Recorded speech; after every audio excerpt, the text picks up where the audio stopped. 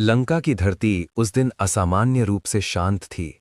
समुद्र से उठती हवाएं भी जैसे थम गई थीं। आकाश में बादल मंडरा रहे थे, मानो स्वयं देवता इस महायुद्ध को देखने एकत्र हो रहे हों। एक ओर मर्यादा पुरुषोत्तम श्री राम धनुष हाथ में लिए शांति और धर्म का प्रतीक बनकर खड़े थे। उनके साथ लक्ष्मण, हनुमान और वानर सेना थी। दूसरी ओर लंका का सम्राट रावण 10 सिर और 20 भुजाओं वाला अहंकार और शक्ति का प्रतीक बनकर युद्धभूमि में उतरा। रावण का गर्जन आकाश को चीरता हुआ गूंजा।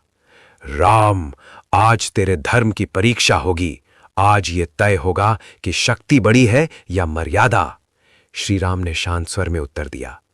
रावण, शक्ति बिना धर्म के विनाश का कारण बनती है। आज अधर्म का अंत निश्चित है। नगाड़े बजे, शंखनाद हुआ और युद्ध प्रारंभ हो गया। वानर सेना और राक्षसों के बीच भयंकर संग्राम छिड़ गया। पहाड़ उठाकर फेंके गए, गदाएं टकराईं, तलवारों की चमक से सूर्य भी फीका पड़ गया। हनुमान जी ने राक्षसों की सेना में हाहाकार मचा दिया। वहीं अंगद और नल नील ने लंका की रक्षा पंक्तियों को तोड़ डाला। रावण के पुत्र मेघनाथ, इंद्रजीत ने मायावी अस्त्रों से वानर सेना को भ्रमित कर दिया। लक्ष्मण मूर्छित हो गए।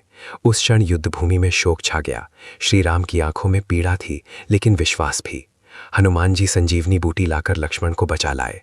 ये दृश्य देखकर देवताओं ने पुष्प वर्षा की। अंततः वो क्षण आया जब स्वयं रावण युद्धभूमि में उतरा। उसका रथ स्वर्ण से दमक रहा था और उसकी आंखों में क्रोध की ज्वाला थी। श्री राम और रावण आमने सामने थे। ये केवल दो योद्धाओं का युद्ध नहीं था, ये धर्म और अधर्म का टकराव था।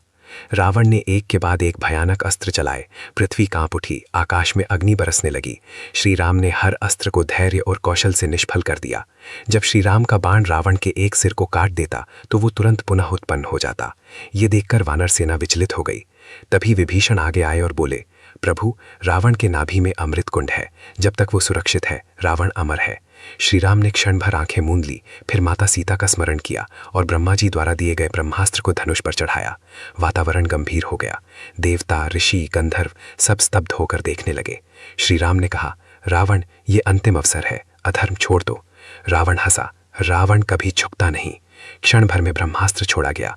वो बाण अग्नि की तरह चमकता हुआ रावण की ओर बढ़ा और उसके नाभि में स्थित अमृत कुंड को भेदता हुआ उसके हृदय में समा गया।